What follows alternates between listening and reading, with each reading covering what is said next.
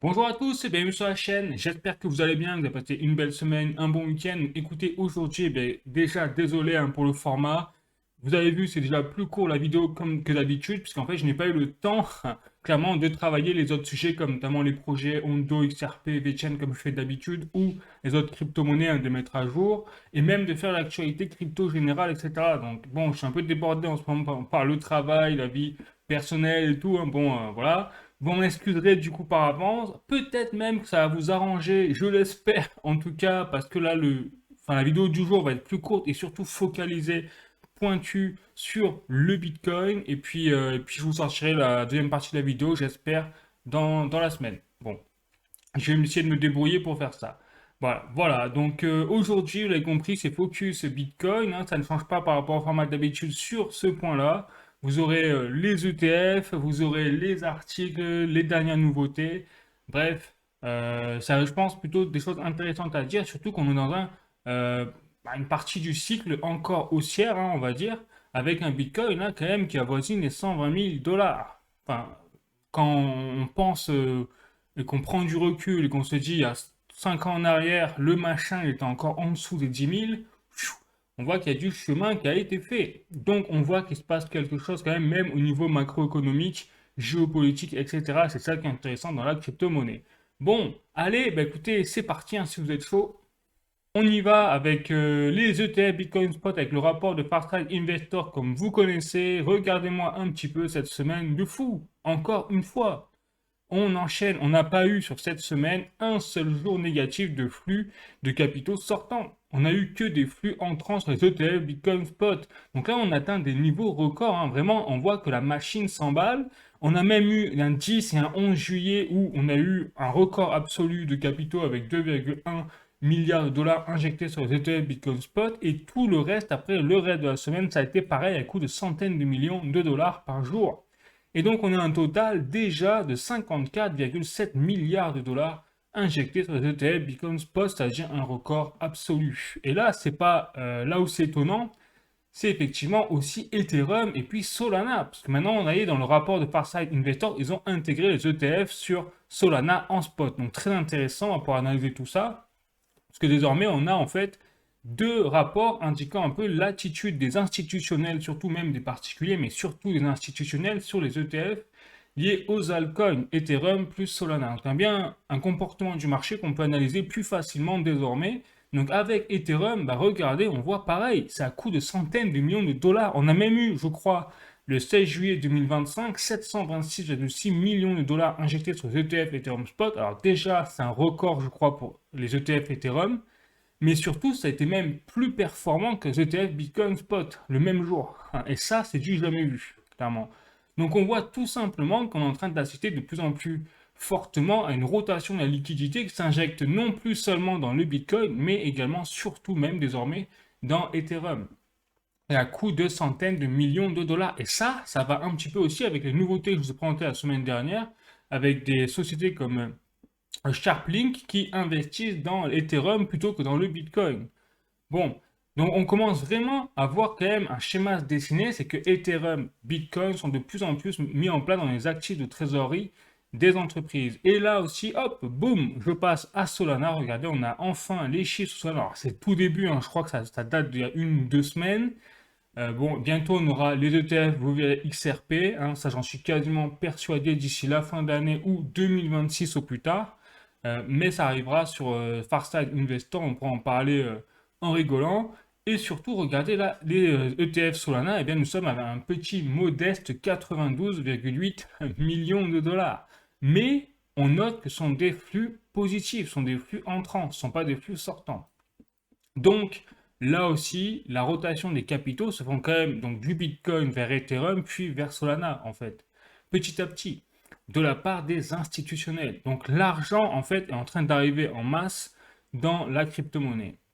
C'est ça qu'il faut retenir, et ça explique aussi pourquoi on a on commence à avoir des prix clairement qui rejoignent tout simplement les fondamentaux et la tendance d'achat poussé des institutionnels. Voilà, c'est ça que ça veut dire. Donc, on est bullish.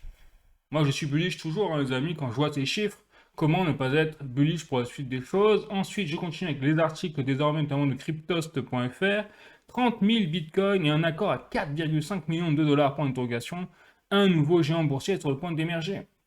Donc après MicroStrategy, enfin stratégie désormais de Michael Saylor et ses 600 000 bitcoins de trésorerie, on va bientôt avoir peut-être une nouvelle Bitcoin Treasury Company, comme on appelle, de 30 000 bitcoins, si on a un accord entre la banque Cantor Fitzgerald, donc ça reste à valider, hein, et le bitcoiner Adam Back, millionnaire, milliardaire. Voilà, donc on y est. Donc là, il y a tous les millionnaires, milliardaires qui sont un petit peu, on va dire, proches de cet aspect de la finance décentralisée ou même centralisée, qui ne savent plus comment faire pour acheter ou intégrer en fait l'écosystème de Bitcoin dans leur portefeuille, par X ou Y. Donc c'est là où ça devient vraiment, ça devrait nous interpeller, nous particuliers, pour protéger notre épargne, bien évidemment, hein, de l'inflation, de dévaluation des monnaies, de l'euro, du dollar, etc. C'est ça que c'est intéressant. Ensuite, donc là, j'ai un article de cointribune.com. Je continue. Bitcoin, le nouvel atout stratégique d'entreprise. Donc là, je vous en parlais. Hein, le Bitcoin n'est plus seulement un actif spéculatif réservé aux investisseurs curieux. Au cours des 4 dernières années, il a pris une place centrale dans les stratégies financières de certaines des plus grandes entreprises. Voilà, tout simplement. Et je vais vous montrer un petit peu quelques articles très intéressants quelques chiffres, pardon, très intéressants de cet article. Donc, Stratégie, Riot, Marathon, Metaplanet et 21 Capital détiennent plus de 700 000 bitcoins avec des primes de marché variées. La capitalisation réalisée du bitcoin a atteint 1000 milliards de dollars. Ça a un petit peu monté encore désormais depuis la récente montée, dont 25% ont été ajoutés en 2025. C'est-à-dire depuis l'arrivée massive des institutionnels. Donc, les institutionnels injectent en masse de l'argent dans le Bitcoin. C'est ça que ça veut dire. Je continue. Donc, toujours avec les articles, cette fois un article de The Currency Analytics, donc ambition audacieuse du Canada en matière du Bitcoin, le plan de réserve stratégique de Matador. Alors Matador, en fait, c'est une société canadienne, tout simplement, qui a pour objectif, alors regardez, c'est noté ici, donc spécialisée dans le Bitcoin, qui a dévoilé un plan ambitieux visant à devenir l'un des plus grands détenteurs corporatifs de Bitcoin d'ici 2027. Alors, ils ont du chemin à faire, parce qu'il y a déjà une stratégie de Michael Saylor qui a 600 000 bitcoins. Donc, on voit bien que là, la société donc, basée à Toronto détient seulement 77,4 bitcoins. Ils sont peut-être un peu les yeux plus gros que le ventre, mais l'idée est là. Et donc, ils prévoient d'augmenter leur réserve à 1000 bitcoins d'ici fin 2026 et 6000 bitcoins d'ici 2027. Bon, donc on y est, c'est-à-dire que toutes les sociétés aujourd'hui vraiment se posent la question au minimum, est-ce qu'on doit acheter, on doit mettre du Bitcoin dans notre trésorerie? Et là, ça devrait interpeller quand même, parce que dans les entreprises, vous avez des comptables, des experts financiers, surtout à ces niveaux, des analystes financiers, en train de se dire, mais pourquoi le Bitcoin? Déjà, comment? Et puis en fait, quand vous avez compris qu'est-ce que c'est le Bitcoin, comment ça fonctionne, la technologie qu'il y a derrière, en fait, vous avez compris que au final, c'est une des rares solutions avec l'or, voire l'argent, pour protéger son épargne de l'inflation. Donc les entreprises qui veulent en priorité protéger leurs avoirs, leur trésorerie des péripéties ou de l'inflation, eh bien, première chose, c'est juste, c'est investir dans le Bitcoin, tout simplement. Ça doit interpeller quand même. On voit vraiment, on est en train d'assister en fait en temps réel à un changement de paradigme financier. C'est quand même assez fabuleux, je trouve, personnellement. Allez, je continue. Journalducoin.com, Bitcoin et crypto-monnaie. Trump veut signer un décret pour autoriser les retraites 401K à investir en crypto. Alors, ça a l'air de rien comme ça. Mais là, on parle d'un marché de 9 000 milliards de dollars. Je répète, hein, 9 000 milliards de dollars. Donc, en fait, ça veut dire 9 trillions de dollars. Et 12 zéros dans la virgule. Hein. Le cerveau humain n'est pas fait pour comprendre, pour analyser ce genre de chiffres. Donc, 9 trillions de dollars. Et en fait, donc Trump, qu'est-ce que c'est? Alors, les fonds retraite 401K aux États-Unis, c'est spécifique, donc aux États-Unis, et c'est des placements pour les retraites que font les Américains, donc directement en prévision de leur retraite. Ils investissent là-dedans à travers, je crois, plus de 700 000 plans de retraite, et à travers ces plans de retraite, ils peuvent investir dans divers actifs spéculatifs, donc généralement, c'est plutôt les ETF, la bourse, etc. Et donc désormais, eh bien, Trump voudrait investir, permettre en tout cas à ses plans de retraite d'investir dans la crypto-monnaie, dans le Bitcoin. Donc vous avez compris que là, avec ce marché en plus, on est en train d'assister véritablement à un tsunami, une arrivée d'argent du marché traditionnel classique vers le marché quand même du Bitcoin en particulier. C'est phénoménal. Donc si ça arrive, que bien sûr ça reste à confirmer, mais je pense qu'on est tout à fait dans cette optique, hein, dans cette lancée de la part de l'administration de Trump, quand on voit que le Genius Act, d'ailleurs je vais vous en parler, a été signé cette semaine au niveau des stablecoins et de la régulation crypto. Bon. Ensuite, autre article de journalducoin.com, Crypto, cette grande banque russe veut proposer un service de garde pour les actifs numériques. On y est encore, donc là c'est la Sberbank qui est concernée, hein. Clairement c'est la banque russe, une des plus grosses banques russes, clairement. Donc c'est même la plus grande banque russe, ambitionne de proposer un service de garde pour les actifs numériques. Voilà. Donc, tout le monde s'y met. Et là, il n'y a même plus de question d'Occident, d'Orient, de BRICS, de non-BRICS, de G7, de G20 et tout. Non, tout le monde est concerné là. On est tous à la même enseigne. Tout le monde a compris que le Bitcoin, il y a un intérêt clair et précis pour investir dans le Bitcoin. Voilà, c'est. Et là, on ne parle pas des particuliers, on parle réellement des banques, des institutionnels, ceux qui contrôlent l'argent. Bon. Cointelegraph France, autre article, Vanguard, donc le sceptique du Bitcoin, devient le premier actionnaire de Stratégie. Stratégie qui, je le rappelle, est le plus gros détenteur, un des plus gros détenteurs mondiaux de Bitcoin. Donc ça fait rêver quand même. Donc malgré sa position historiquement anti-crypto, comme le dit l'article, Vanguard est désormais le principal investisseur institutionnel du plus fervent détenteur du Bitcoin au monde. On croit rêver quand même. On croit rêver. Donc Vanguard a passé les 10 dernières années à taper sur le Bitcoin, littéralement. Alors, le Bitcoin, c'est pour les criminels, hein, les machins et tout, tout ce que vous voulez. On a eu pris plein la gueule pour les détenteurs de Bitcoin, même des psychopathes. Voilà, c'était les propos, hein, quelque part, de ce genre de banque anti-crypto, de gestionnaire d'actifs anti-crypto. Parce que je rappelle que Vanguard, c'est un des concurrents de BlackRock, avec un peu moins d'actifs sous gestion, mais quand même, il compte dans la course. Et donc, bah, malgré tout ça, finalement, ils ont détourné un petit peu le sujet, où ils n'ont pas voulu peut-être se rétracter directement sur leurs propos, avec peut-être un petit coup d'orgueil. Donc, finalement, ils ont choisi d'investir directement dans la société qui détient le plus de Bitcoin au monde. Enfin, une des sociétés qui détient le plus de Bitcoin au monde. Donc, vraiment, on rigole, mais pour vous dire également que là aussi, enfin, c'est quand même très, très révélateur du comportement institutionnel. Voilà. Enfin, c'est clair. Et donc, là où ça devient vraiment très intéressant pour 2025, c'est qu'on a désormais, vous voyez, je suis carrément sur le site de la Maison-Blanche, hein, vous le voyez, avec le président Donald Trump qui a fait son communiqué, pas lui-même, hein, bien sûr, ses équipes, qui indique tout simplement que ça y est, Trump a signé la loi Genius Act.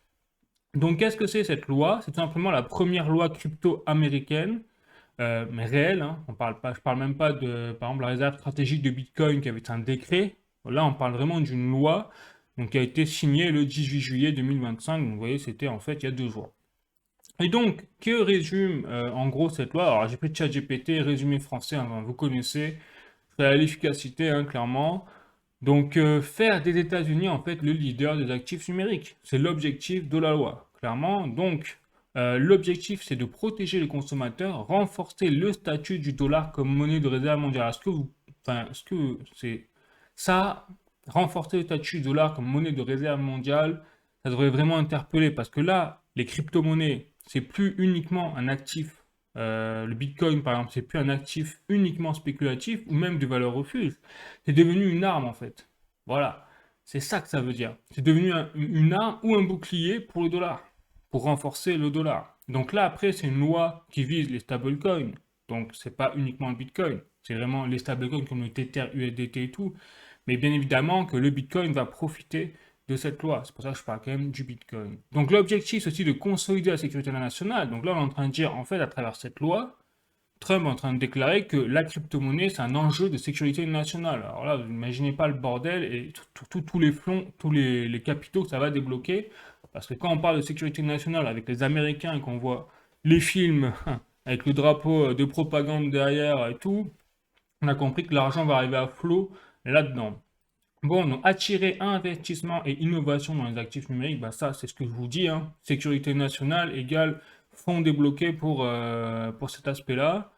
Protection des consommateurs, donc création d'un cadre fédéral pour la régulation des stablecoins, obligation de garantie à 100% avec des actifs liquides, dollars US ou bons du trésor à court terme. Alors là par contre, c'est bien évidemment c'est bien, Par contre, on va peut-être avoir un choc sismique pour Tether USDT. C'est-à-dire que moi, je me suis toujours posé la question, malgré les audits et les propos rassurants de Tether, hein, l'entreprise qui gère en fait la plus grosse entreprise d'émission de stablecoin USDT au monde, qui pèse carrément le PIB bientôt d'un petit pays. Eh bien, je me suis toujours demandé s'ils avaient vraiment les collatéraux suffisants pour justifier d'émettre du dollar en stablecoin. Voilà. Ça, c'est une question quand même, je me demande d'où ils sortent l'argent, quoi, quelque part.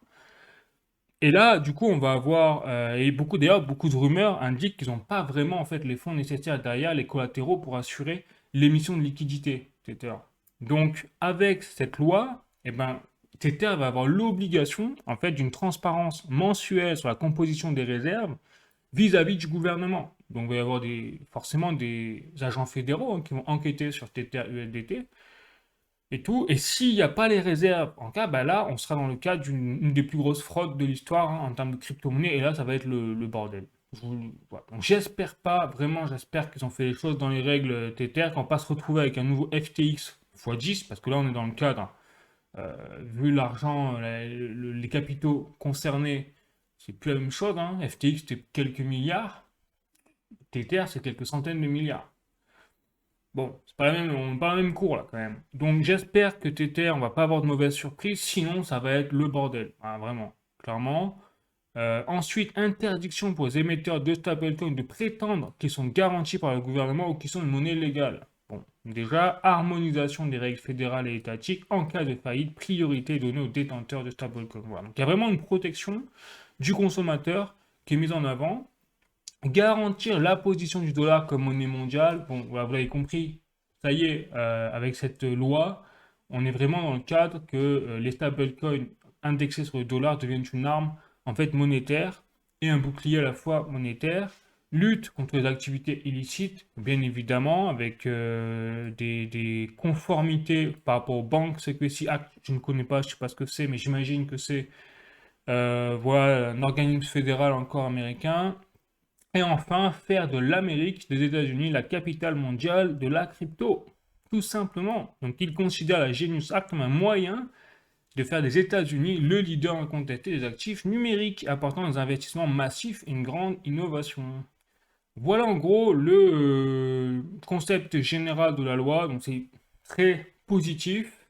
Je crains juste, voilà, cet aspect, comme je vous l'ai dit, de l'entreprise Tether avec le USDT.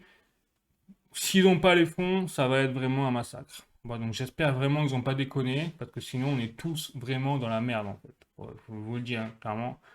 Au niveau, donc ça va faire un FTX quoi, x 10. Puis bon, ça remettra, hein, c'est clair. Mais ça va tanguer. Si ça arrive, ce genre de truc, c'est le gros Black Swan pour le monde de la crypto-monnaie, hein, c'est clair. Bon, allez, c'est parti, je continue. Donc là, j'ai un article de Coin Academy. Standard Charter entre dans l'arène crypto avec le trading spot Bitcoin et Ethereum. Donc ça y est, on y est, même les banques commerciales, pareil que taper sur le Bitcoin il y a quelques années, finissent finalement par créer même des outils de trading spot sur ces actifs-là quand même. Enfin, on croirait rêver. On croirait rêver. Donc ça continue. Et donc maintenant, j'ai passé à des petits tweets plutôt intéressants, vous allez voir, avec notamment bah, le tableau du top 60 des plus grosses entreprises mondiales, ou pas forcément plus grosses entreprises mondiales en termes de PIB, de chiffre d'affaires, etc., de nombre d'employés, mais en termes de nombre de Bitcoin. Vous voyez, c'est le top 60 des publics treasury companies en Bitcoin. Et donc, en premier lieu, vous avez Stratégie. C'est d'ailleurs, c'est pas MicroStratégie, mais c'est Stratégie, se tromper dans le tableau là. Bref. Donc avec 601 550 bitcoins à eux tout seuls. Vous voyez déjà, ils pulvérisent le classement à eux tout seuls. Après, vous avez Mara. Donc Mara, je rappelle, c'est une société de minage.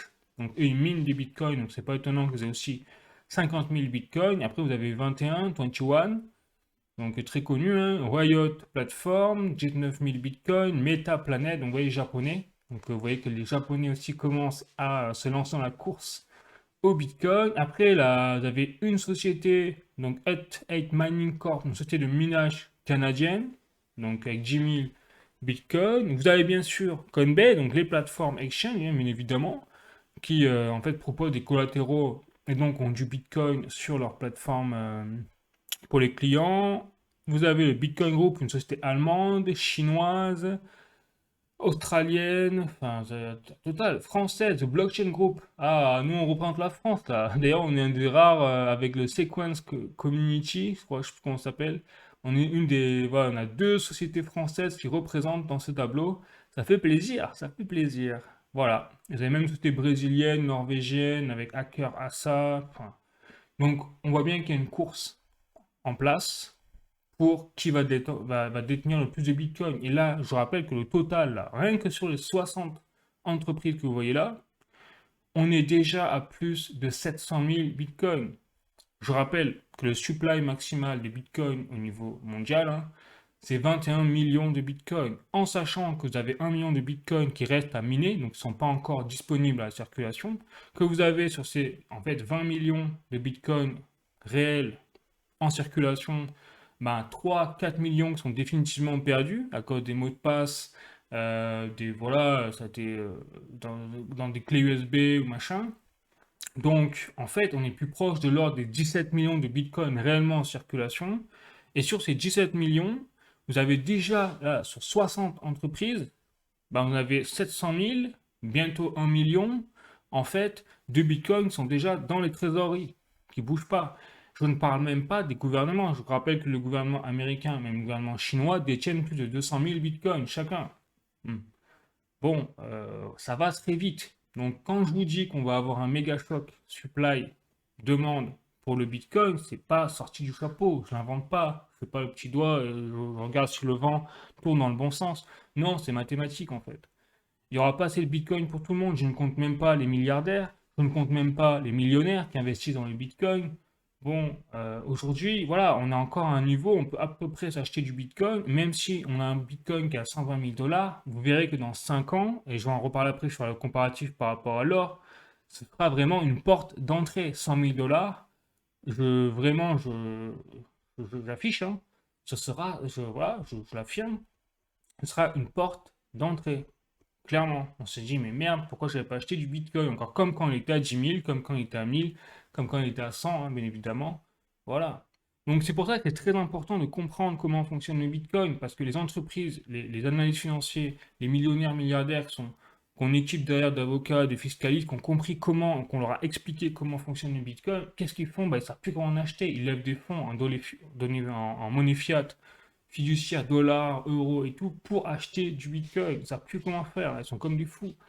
Voilà, parce qu'ils ont compris qu'en fait, le Bitcoin, c'est la porte de sortie stratégique à l'effondrement en fait, du système économique monétaire auquel on est en train d'assister là.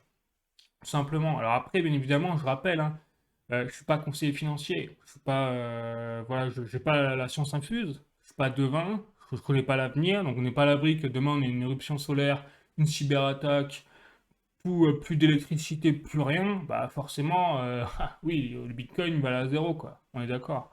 Bon. Mais si tout, on va dire, dans la normalité des choses, j'espère quand même qu'on n'arrivera pas là, hein, mais le Bitcoin est destiné à un brillant avenir, parce qu'il est destiné à remplacer les monnaies fiduciaires qui, par définition, à cause de la planche à billets et de l'impression massive d'argent, ont destiné à disparaître. C'est clair. Bon, mais en tout cas, vous voyez que le tableau est différent. Donc là, on a. Moi, j'ai rigolé. Donc, quand j'ai vu ça, j'ai rigolé. Donc, je me suis dit, allez, je le passe. Donc là, j'ai Elon Musk qui déclare donc que fiat is hopeless. Donc, en fait, les monnaies fiat comme le dollar sont sans espoir. C'est un peu ce que je vous disais hein, juste avant. Vous expliqué sur le dollar, l'euro, tout comme il n'y a pas de supply défini maximal à l'inverse du Bitcoin. On a 21 millions de Bitcoin au maximum, on ne peut pas en créer plus. Le dollar, l'euro, vous avez des banques centrales qui injectent et créent de l'argent à l'infini. Donc forcément, par rapport à l'offre et la demande, si vous créez une offre à l'infini, bon, eh ben, en fait, vous faites baisser la valeur de cette offre. C'est logique, hein. Voilà. Bah, sauf que là, les gouvernements font ça pour l'argent, pour financer les budgets publics, les dettes et tout. Par exemple, la France, on est typiquement là-dedans, à 3400 milliards d'euros de dettes. Que fait le gouvernement? Il imprime en masse de l'argent pour financer ses dettes publiques plutôt que de baisser en fait les dépenses. Il taxe les citoyens, d'ailleurs on en a tous marre, hein, on veut tous se barrer.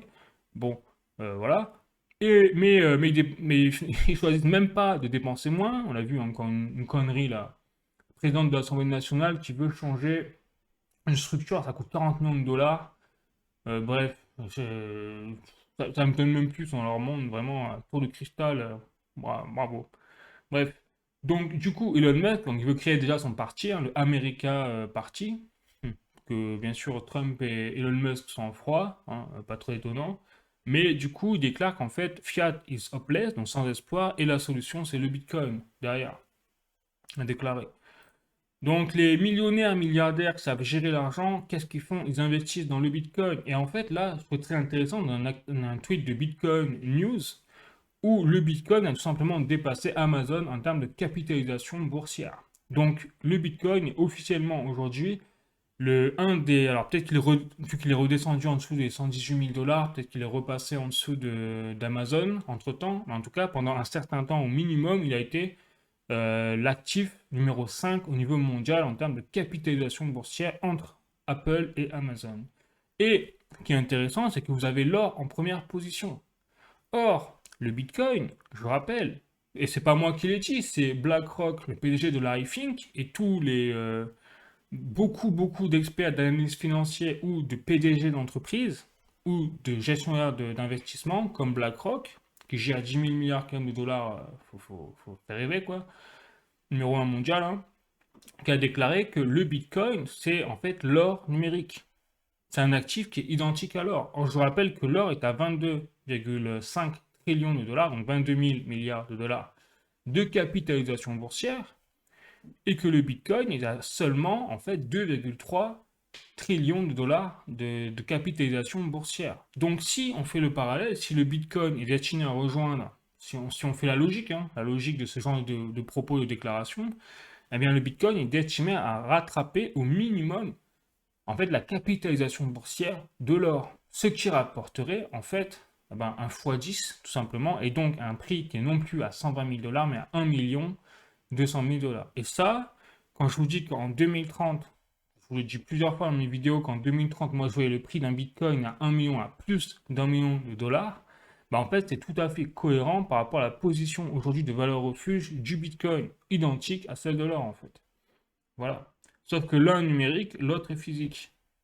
Parce qu'ils ont exactement le même, euh, on va dire, essence. C'est-à-dire que le Bitcoin, 21 millions de tokens, vous ne pouvez pas en créer plus, supply maximal, et l'or, c'est pareil, vous avez des mines d'or, alors après on peut en trouver à droite à gauche, effectivement, on peut augmenter au fur et à mesure un petit peu la supply maximale de l'or, mais pas non plus en quantité massive. Ou alors, il faut trouver une météorite remplie d'or qui s'écrase sur Terre, enfin bref, pas en couille là, mais voilà, vous voyez le délire.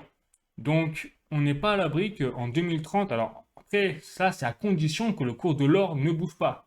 Mais ça, j'y crois pas. Ça, je pense que moi, d'ici 2030, au rythme où on va, l'or aura encore multiplié par peut-être 2, voire 3 sa valeur, sa capitalisation boursière. Parce que là, on a 3 364 dollars l'once. Je ne serais pas étonné qu'on atteigne en 2030, on dépasse largement les 5 000 dollars au rythme où ça va. Parce que, justement, en fait, fiat is hopeless, comme dirait Elon Musk.